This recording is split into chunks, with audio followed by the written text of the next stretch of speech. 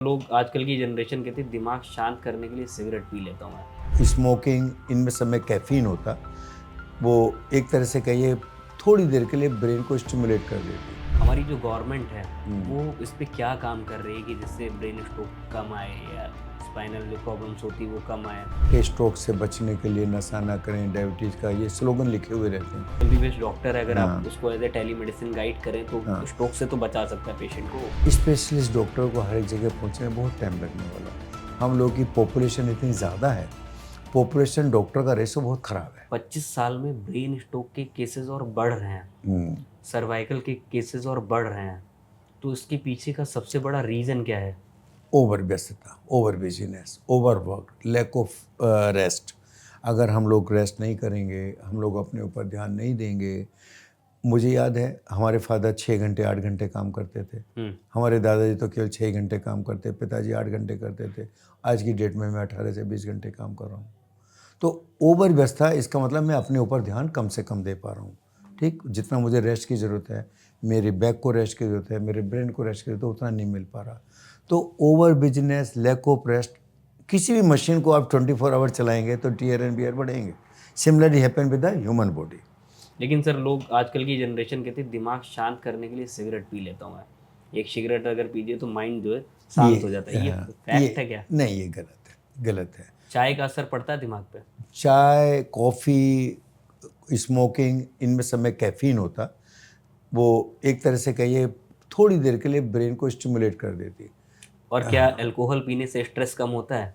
क्योंकि ब्रेन काम ही नहीं करता उस समय। अगर आप गहरा से सो जाएँ, स्ट्रेस कम हो जाए, अल्कोहल पी लीजिए, आपका ब्रेन काम नहीं करता तो आप रिलैक्स हो गए, बुरा स्ट्रेस खत्म हो गया। बुरा खत्म हो गया तो अल्टीमेटली उसकी डिमांड बढ़ती जाएगी। जी। बढ़ते तो मुझे लगता है एक्सेस में कभी भी किसी को चाय, कॉफ़ी इस तरह की चीज़ें नहीं लेना चाहिए।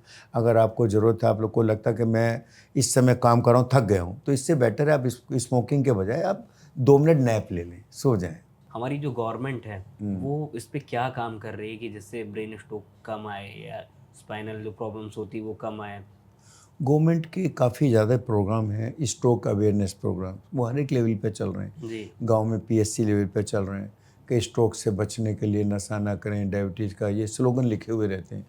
पीएससी लेवल पे, ब्लॉक लेवल पे, प्रधानों की हवेलियों में, प्रधानों के ऑफिसेज में लेकिन सर बड़े। दवाएं नहीं रहती पीएससी में, आपने खुद बताया कि वहाँ से यहाँ आने में काफ़ी समय हाँ, लग जाता है। वो सुविधाएं अभी हमारे हिंदुस्तान में स्पेशलिस्ट डॉक्टर को हर एक जगह पहुंचने में बहुत टाइम लगने वाला। हम लोग की पॉपुलेशन इतनी ज़्यादा है, पॉपुलेशन डॉक्टर का रेशो बहुत ख़राब है, लेकिन बहुत ख़राब। टेलीमेडिसिन कहीं ना कहीं उसके। टेलीमेडिसिन स्ट्रोक में काम नहीं करेगी, मगर टेलीमेडिसिन जनरल बीमारियों में काम कर सकती है, जाड़, सर्दी, जुकाम, बुखार इस सब में काम कर नहीं, सकती मान है। लीजिए कोई एमबीबीएस डॉक्टर है, अगर आप हाँ, उसको एज ए टेलीमेडिसिन गाइड करें तो हाँ। स्ट्रोक से तो बचा सकता है पेशेंट को। नहीं, वो टेलीमेडिसिन वो जिस मशीन पे काम होगा, जी। जो घंटे जो गोल्डन आवर की हमने बात की जी थी, जी। वो तो वहीं होगा जहाँ पे वो मशीन है हमारे पास। ओके। और वो मशीन इतनी एक्सपेंसिव है, वो उसका मेंटेनेंस। इंजेक्शन से उसका काम नहीं होता वो ना। इंजेक्शन के लिए भी हमें उसको एक इंजेक्शन आता है, बिल्कुल वो सर। इंजेक्शन वहाँ लगाएगा, ब्लीडिंग शुरू उसको रोक नहीं पाएगा वो। उस इंजेक्शन के लिए भी बड़ा ध्यान रखना पड़ता है। उस इंजेक्शन को लगा के हमारे पूरे शरीर का ब्लड की कोगुलेशन पावर खत्म। नाक से ब्लीडिंग आ सकती है, कान से ब्लीडिंग आ कहीं सकती है, से भी आ पेशाब के सकता है। ब्लीडिंग। वो मरीज बेचारा, अगर वहाँ खून चढ़ाने की व्यवस्था नहीं है, उस चीज़ के काउंटर करने के इंजेक्शंस नहीं है, वो डॉक्टर उतना ट्रेन नहीं है, तो मरीज तो गड़बड़ हो जाएगा। जी जी। तो वो रिकमेंडेड नहीं है छोटी जगह में, वो स्ट्रोक यूनिट में रिकमेंडेड है कि जहाँ अगर इस इंजेक्शन ने ऐसा किया तो हम उसका काउंटर भी लगा सकें। बिल्कुल सर। सर कोई मैसेज जो सोसाइटी को आप देना चाहते हो और आजकल की जनरेशन खासकर से? मैं अपनी रोज़ की प्रैक्टिस में करीब 4 बार ऐसे सेशन करता हूँ 2-2 मिनट के, जो पब्लिक को अवेयर करे, जो बीमारियों को आने से रोके। क्या सर सेशन तो होते हैं मेरा उनके? मैसेज यही रहता है हमेशा से, बीमारी से बचना इज़ बेटर देन उसको ठीक करना, जी। डॉक्टर के पास आने से। और बीमारी से बचने के लिए आपको सही समय पे खाना, सही समय पे सोना, रोज़ एक्सरसाइज करना और व्यसनों से बचना। अगर ये 4 फार्मूले आप अपना लें, मैं सब पेशेंट को ये बोलता हूँ, नशा मुक्ति बिल्कुल, नशे की तरफ बिल्कुल ना जाएँ।